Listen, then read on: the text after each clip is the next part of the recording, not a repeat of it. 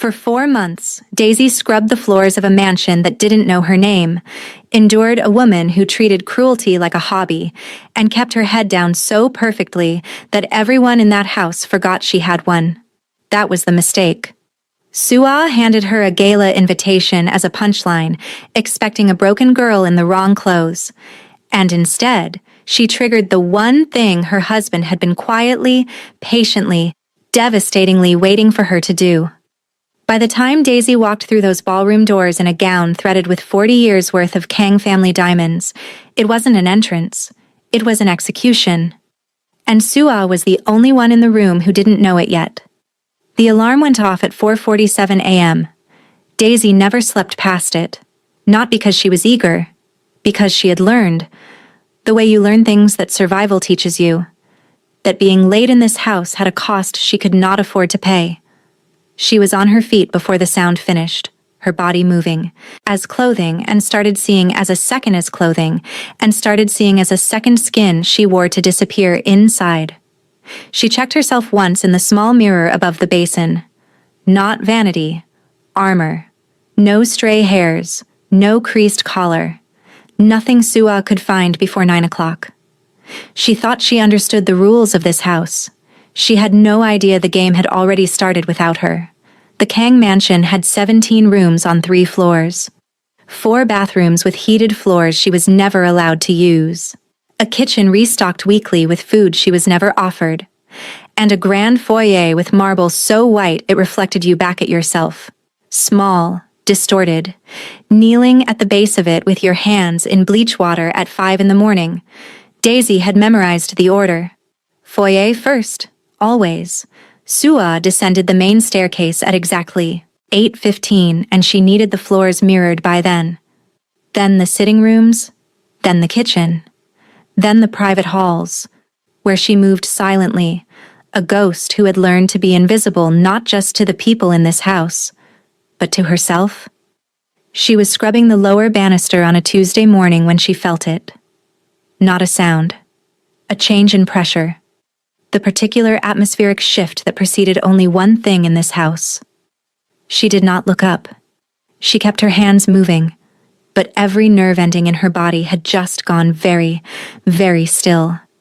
He was there, somewhere behind her, watching. She had figured out Sua in week 1. Juwon, she still hadn't figured out. And that terrified her more than anything else in the mansion. She became aware of him the way you become aware of something dangerous in your peripheral vision, not by looking, but by the way the air around it changed. He appeared without warning, without sound, in doorways and at the ends of hallways. And he watched her work, with an expression she could never fully read before he was gone again. The first time, she'd nearly knocked over her bucket. He hadn't moved, hadn't spoken, hadn't apologized for startling her. Just watched her with those dark, still eyes for 4 seconds, then turned and walked away without a word. 4 seconds. She had counted. She told herself it was nothing. She told herself a lot of things in that mansion. Most of them were useful fictions. But she noticed, over weeks, a pattern she hadn't been looking for. On the mornings Juwon was somewhere in the house, Sua's cruelty ran hotter. Louder complaints. More pointed corrections, delivered in rooms where sound carried as though she were performing for an audience that wasn't watching, as though she were desperately reminding someone, or herself, of the hierarchy she'd built. Daisy filed that observation away and kept scrubbing. She was very good at filing things away. What she hadn't filed away yet, what she hadn't let herself think about directly, the way you don't look directly at the sun, was the look on his face the morning he'd found Sua criticizing the way she'd folded the guest towels. He hadn't said anything. He'd just stood in the doorway, and something in his expression had shifted. Barely, invisibly, in a way that most people would have missed entirely. Daisy hadn't missed it. She'd thought about it every day since. She hadn't let herself understand it yet. Everyone said Sua Kang was untouchable. She had power, money, the right last name, and a social network built like a fortress. That's exactly why what she did next destroyed her. Daisy knew the Thursday afternoons. They happened twice a month. 4 women arriving in chauffeured cars, designer handbags, fresh manicures, the particular leisure of people who had never once worried about their next paycheck. They occupied the east sitting room like a territory and spoke loudly about things Daisy was not supposed to be listening to. She made herself scarce on Thursdays, or tried to. She was in the hallway with a laundry cart when Sua's voice came through the open sitting room door with the specific carrying quality of someone who wants to be overheard. "I've done something wonderfully charitable," Sua was saying. The laughter that followed was the kind that anticipates a punchline. "I've invited our maid to the gala." A beat of silence. Then, "You didn't." "I absolutely did. She was on the floor doing that scrubbing thing, and I thought, why not? Let her see how real people live." More laughter. "She has no idea what she's in for. I'm half expecting her to show up in the uniform." "Which one is this? The new one?" "The black one." Daisy. Very earnest. Very... A pause containing a private smile Daisy could hear without seeing. Committed to her role. Someone said, "You are terrible, Sua." The way she said it made clear she meant it as a compliment. "I told her black tie required. I wrote it on the invitation. I dropped it in her bucket while she was using it." A cascade of laughter at that detail. The waterlogged gold foil, the earnest maid fishing her invitation from the soapy water. "Let her figure out what to wear. It'll be the most entertainment we've had at one of these things in years." Daisy finished folding the sheet in her hands. She placed it on the cart. She pushed the cart to the linen closet at the exact pace she always moved, put each sheet away in the exact order she always used, and then stood in the small dark closet with her back against the shelf and her eyes on the ceiling. 30 seconds. She gave herself 30 seconds. Then she went back to work. She was halfway down the back corridor when she felt that pressure change again. She didn't turn. She already knew. Juan was standing at the junction of the hallway. 20 feet behind her, close enough to the sitting room door that he had almost certainly heard every word his wife had just said. When she allowed herself a brief glance, his face was unreadable, but his hands. She noticed his hands. They were very still at his sides. Too still. The stillness of a man exerting significant effort to keep them that way. He looked at her for 3 seconds, then at the sitting room door. Then he put his phone in his jacket pocket and walked in the opposite direction. She watched the empty hallway where he'd been. And for the first time in 4 months, something shifted in the back of her mind. A thought she didn't have language for yet, but that felt like the first tremor before an earthquake. She picked up her cart. There was still a whole floor left to clean. 3 weeks ago, he wouldn't look at her in a room where his wife was present. Now she understood he'd been looking at her the entire time, just making sure no one else saw him do it. She found it at 7:15 that evening. The room was exactly as she'd left it. The thin quilt, pulled tight. The single lamp on the desk. The textbook window showing the drainage pipe and a strip of soul night sky. Except for the box. It sat in the center of her bed like it owned the room. Black velvet, enormous. The kind of object that changes the atmosphere of a space simply by existing inside it. Tied with a single black ribbon, no card visible from the doorway. Daisy stood in the door for a long moment. She looked down the hall. Empty. She crossed the room slowly, the way you approach something you suspect might be a trap, and stood over it. The velvet was so dense it seemed to absorb light rather than reflect it. She untied the ribbon. She lifted the lid. The air left her body. The dress inside was the deep black of a night sky between stars. And it was... She had no word that was big enough. It caught the dim light of her lamp and gave it back multiplied, fractured into 1,000 directions, because every surface of the fabric was threaded with something that was not sequins, not beading, not any embellishment she had a name for. Thousands of diamonds, crushed and set, woven into the gown structure the way thread is woven into silk. Not sewn on, not glued. Integral. Part of it. It was not a dress with diamonds. It was diamonds, shaped into a dress. There was a card. Small, matte black, tucked at the base of the lid. The handwriting was precise and minimal. The pen strokes of a man who chose his words with the same economy he chose everything. Wear it for me. J. She read it twice. She set it on the desk. She sat on the edge of her bed and looked at the dress for a long time, not touching it. The sounds of the house moved around her. The television murmuring from the main living room, the scrape of a chair somewhere above. The ordinary percussion of a household that had no idea what was sitting in its smallest room. She thought about the invitation floating in the soapy bucket. She thought about Sua's voice. It'll be the most entertainment we've had in years. She thought about Juwon's hands, how still they'd been. She closed the box, turned off the lamp, lay on her bed in the dark with the velvet box pressed against her side like a question she hadn't answered yet. In the Korean underworld, gifting a woman the family jewels has a meaning that goes far beyond romance. It's a declaration of succession. She made one decision that Friday. She wasn't going. She made a different decision Saturday morning, and that one was the one that changed everything. On Friday, she put the box under her bed and went to work, and told herself the answer was no. The whole situation was dangerous in ways she could feel, but not yet name. She did not know what Juwon wanted. She did not know what wearing that dress would mean inside a world she was only beginning to understand the edges of. She had worked too hard and survived too much to walk into a room she didn't understand, carrying a debt she hadn't consented to. She scrubbed the foyer. She kept her head down. She told herself no. Saturday morning, she took the box back out. She set it on the desk. She told herself she was just looking. She'd spent 4 months making herself smaller. Hair tucked under a headscarf, not because she had to, but because it made her less visible. Voice at a low, careful register. Gray uniform worn an inch longer than the hem required, because the extra fabric felt like coverage.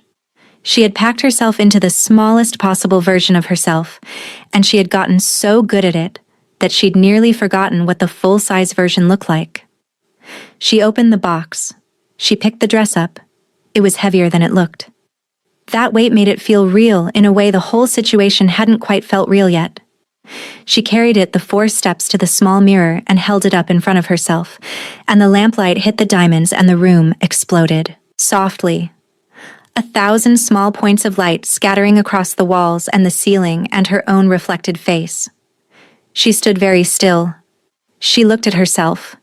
Really looked. For the first time in 4 months. The woman in the mirror was not the woman Sua stepped over with the phone pressed to her ear. She was not the shadow that moved through the upstairs hall at 6 in the morning.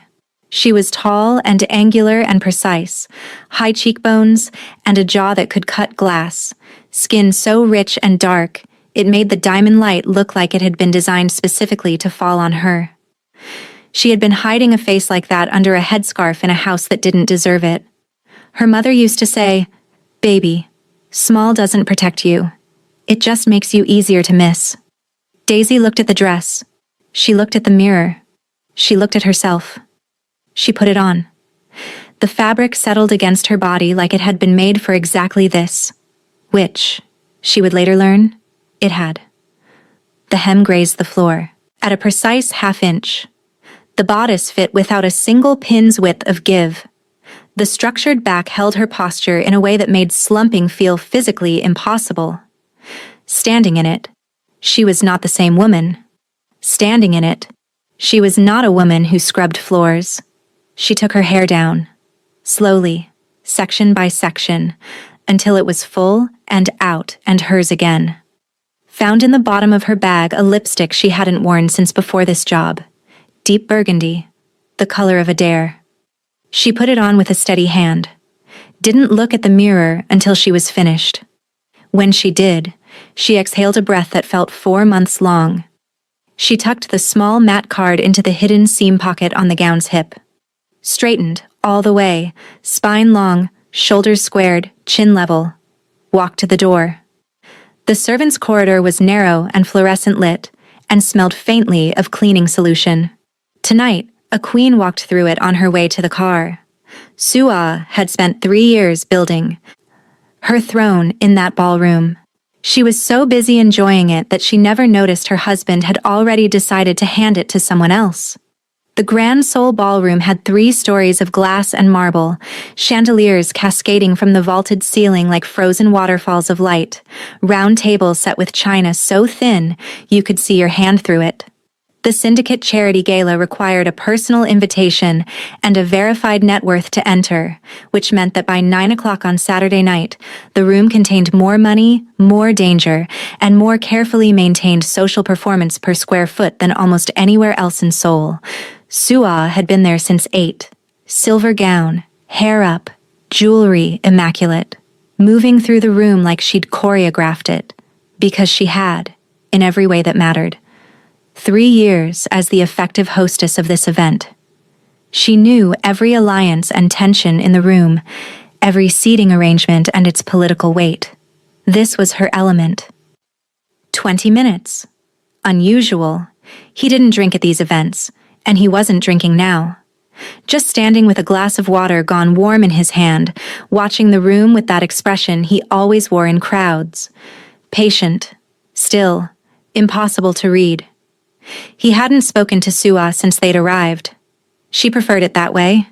He had a talent for making her feel watched. 9:23. The gala had found its rhythm. First course cleared, orchestra cycling, conversations humming at every table. Sua had made her rounds. She had accepted every compliment on her dress, her event, her general magnificence. She kept checking the doors. It would be fine either way, she told herself. If the girl didn't show, increasingly likely, a maid with no business being here would come to her senses. That was its own humiliation. The RSVP would be the joke. And if she did show up, well, that would be better. She refilled her champagne, turned to Mina with a fresh smile. Decided she was not checking the doors anymore. Too above it. Too good an evening to... The orchestra stopped playing. Not a gradual unwinding. Not the pause between movements. It stopped mid-phrase. The way music stops when something breaks the conductor's concentration. One moment the ballroom was full of it. Then it was not. And the silence that followed was the kind that turns heads. First one, then another, rippling outward from the entrance until the entire room had turned. Sua's champagne flute stopped halfway to her mouth. Mina had gone very still. Yeonji, who had a clearer sightline to the entrance, said nothing. But her expression did something Sua had never seen on it before. Sua turned to look. The champagne glass lowered itself back to the table. The doors had opened dozens of times that night for crime lords and billionaires. None of them stopped the music. She did. The mahogany doors were 12 feet tall, hand-carved, requiring 2 staff members to open simultaneously. They had swung wide all evening for the most powerful people in Seoul, and each time the room had barely noticed.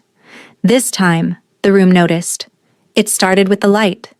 Before anyone had fully registered the doors opening, the chandeliers, 3,000 hand-set crystals each, seemed to tilt. Not physically.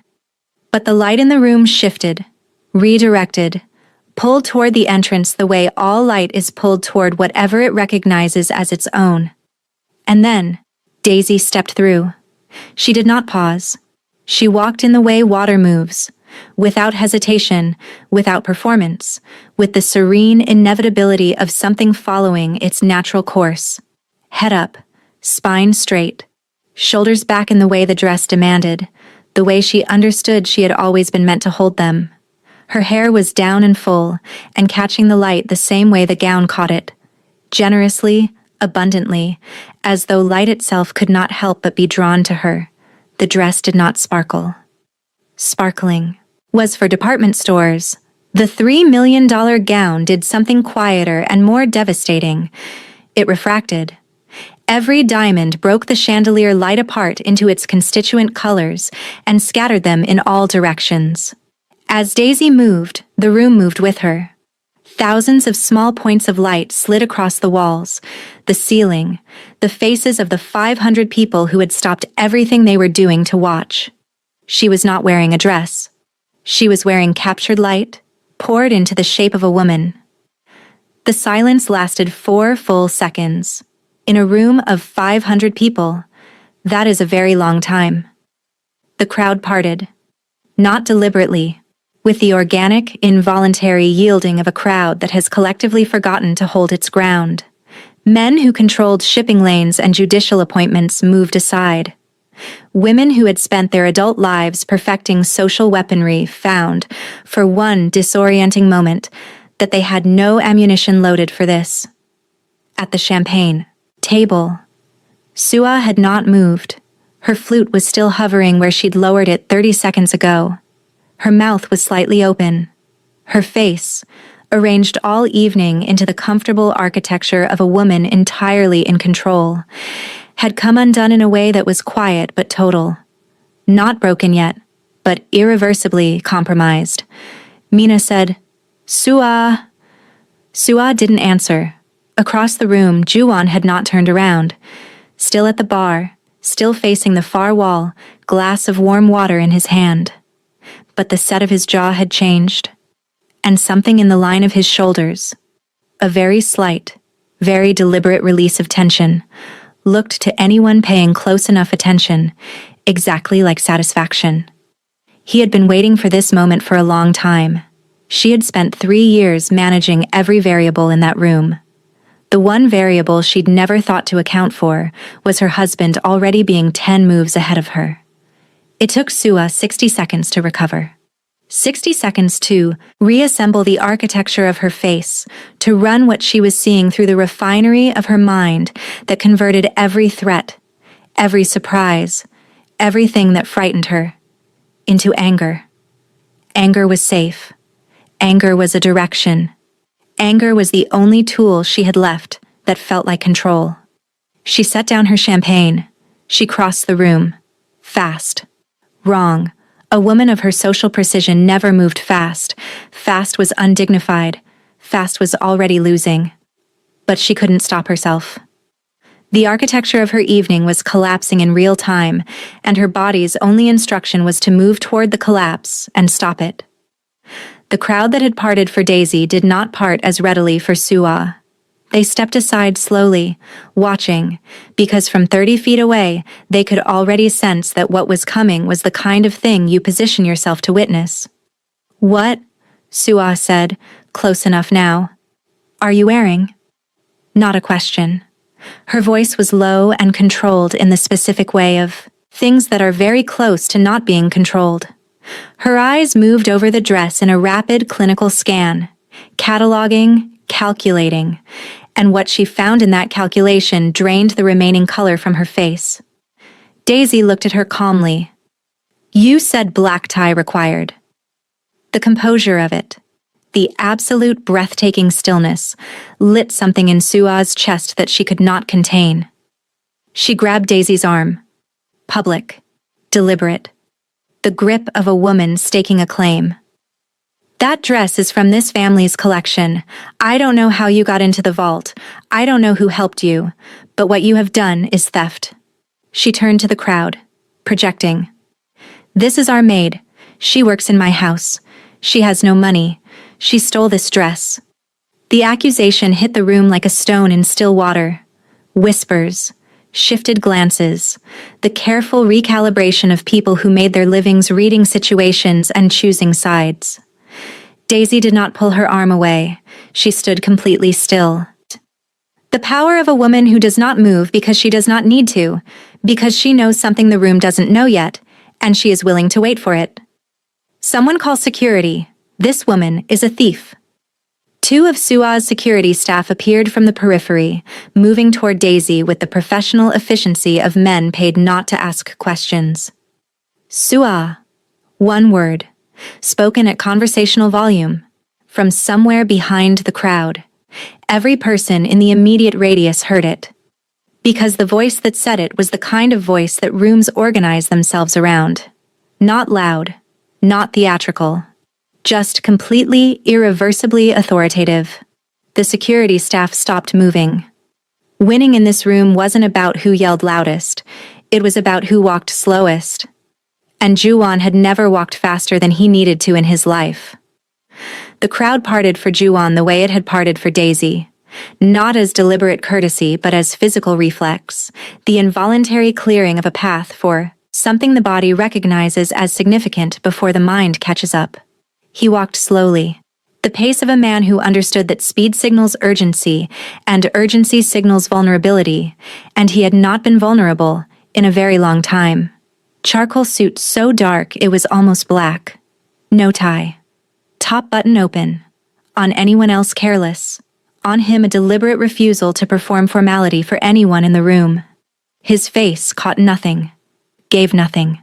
Remained the sealed room it always was. He stepped between Daisy and his wife. Simply. Without drama.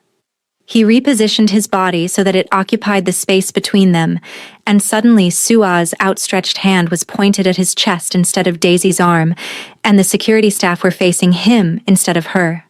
And the entire geometry of the confrontation had shifted. Sua didn't understand what had happened at first. Her hand hung in the air, her mouth opened and closed. She looked at her husband's back with an expression that cycled rapidly. Confusion, recognition, something that might have been fear, before landing on the only register she had left. What are you doing? Move. She stole from us. She needs to be removed. Juwon did not move. He half-turned, not to face his wife, but to look at Daisy. The way he always looked at her. That heavy, unreadable attention that was somehow both a shield and an admission. His eyes moved over her face once, slowly. Then he turned back to the room. He held out his hand. Not to his wife, to Daisy. 500 people stopped making noise simultaneously. The sudden silence had a physical weight to it. Even the kitchen staff visible through the service door at the far end had gone still. Daisy looked at the hand, looked at his face. He was watching the room, not her, giving her a choice, not an instruction. That, more than anything else, was what decided her. She placed her hand in his. His fingers closed around hers with a precision that was, to everyone watching, unmistakably deliberate, not a gentleman's courtesy, not an employer's gesture, a claim, made publicly, made calmly, made in a room full of people who would carry the image of it for the rest of their professional lives. Sua made a sound that was not quite a word. She thought he was going to defend her. She had no idea he was about to dismantle his entire marriage in front of the most dangerous room in Seoul, and that he'd been planning it for months. A young gala staff member handed Juwon the microphone when he extended his free hand for it. The gesture so unhurried, so unambiguous in its expectation of compliance, that the boy handed it over before consciously deciding to. Juwon did not tap it or clear his throat or ask for attention. He already had it. The dress, he said, his voice filling the room through the house speakers with a quietness that somehow achieved volume, is not stolen. A pause. He let that land. Let the room decide what to do with it before he continued. I commissioned it 8 weeks ago from a couturier in Seongsu. The diamonds are from the Kang family estate, from the vault that my wife does not have access to, because I have never given her the combination. The room absorbed that sentence. People who understood what it meant exchanged glances. People who didn't understand it watched the ones who did. I had it delivered to the woman I intended to wear it. That woman is standing beside me. That is not theft. That is a gift. And it is none of your business. He turned to his wife. Sua had backed up 2 steps without appearing to realize it. The silver dress that had looked magnificent an hour ago now looked like a costume, flashy, effortful, and slightly desperate beside the quiet devastation of the woman standing next to her husband. You invited her here? Juwon said, his voice stripped of its public register now, personal and precisely aimed. To humiliate her. You dropped her invitation in her cleaning bucket. You told your friends it would be entertainment. You have done this every day for 4 months. A pause in which 500 people understood that the ledger of this marriage was being read aloud and the numbers were catastrophic. I have watched you do it. Ju-won, Sua began. Kim. He didn't look away from his wife. Mrs. Kang's access to the residence is suspended as of tonight. Her accounts as well. Legal will handle the rest. Kim, who had worked for Ju-won for 11 years and knew that when he used that register, calm, final, unhurried, there was no version in which the instruction got walked back, said, "Yes, sir." Sua looked at Kim, looked at the security staff who had been moving toward Daisy 2 minutes ago and were now oriented, in their subtle professional posture, toward her. She looked at Mina, who had taken a careful step backward, at Yeonji, whose expression had closed like a shutter, at dozens of faces she had managed and cultivated for 3 years, all of them now doing the practiced social calculation of a crowd, deciding which side of a line to stand on. They had already decided. That was the thing about the underworld's social ecosystem that Sua had spent years mastering and apparently never understood. It ran on power. And power in this room had just changed hands. Ju-won returned to the microphone. His voice went public again, and what he said next moved through the room like a current through water, invisible but total. I'll be filing for divorce in the morning. I'm telling you tonight because in this room that means something. It means she no longer speaks for this family. It means the arrangements some of you have been running through her are void. If you have questions, speak to my lawyer. Tonight, I'm otherwise engaged. He handed the microphone back, looked down at Daisy's hand in his, and for the first time all evening, for the first time she had ever witnessed, the sealed room of his face opened. Not a smile, exactly. The architecture of one. The place a smile begins, restrained by habit but not, this time, entirely contained. Behind them, Sua made a sound like something breaking. She had walked into that ballroom as the woman they invited to laugh at. She left it as the woman they would never forget. They escorted Sua out through the service entrance. This was Kim's decision, and it was, all things considered, a kind one. The main doors would have required her to pass the entire room again, to walk through 500 witnesses in full understanding of what she was walking away from. The service corridor was narrow and fluorescent lit, and smelled of kitchen steam, and it was exactly the kind of corridor that Daisy had walked through every day for 4 months, and whether or not Kim understood the symmetry of that, the symmetry was there. Sua did not go quietly. The sounds of it, the first shocked protest, the escalating desperation, something that might have been weeping, carried briefly from behind the service door before the corridor swallowed it.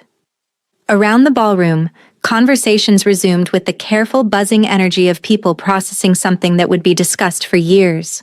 Phones appeared. Glasses were refilled. The orchestra, after a long pause, began to play again. Something slow and deliberate, as though the musicians had collectively understood that the tempo of the room had fundamentally changed. Daisy stood in the center of the ballroom floor, still holding his hand. The diamonds in her dress continued their quiet work, catching light, fracturing it, scattering it across the faces of the people watching. A woman near the front smiled at her. Not the thin smile of social performance. Something genuine. Something that recognized the survival of a difficult thing and chose to acknowledge it. Daisy nodded back. Ju-won returned to her side. When he turned to face her, the room fell away. In the way rooms fall away when the person in front of you takes up the full width of your attention. He looked at her. Just looked. The way he'd been looking at her for 4 months across marble floors and laundry carts and the steam rising from cleaning buckets. Except now there was nothing between the looking and her, and he didn't have to pretend it was anything other than what it was. "You came," he said. "You asked," she said. Something moved across his face, brief, unguarded, quickly settled into that characteristic stillness. He held out his hand again, differently this time. Not a claim, an invitation. She took it. He led her onto the dance floor. The orchestra shifted without instruction into something warmer, and the people at the edges moved back, not out of deference, but out of the instinctive human recognition that some moments are private even when they happen in public. He danced well. She hadn't expected that. He moved the way he did everything, with economy and precision, no wasted motion, leading without force. One hand at her waist, warm through the diamond fabric, the other holding hers.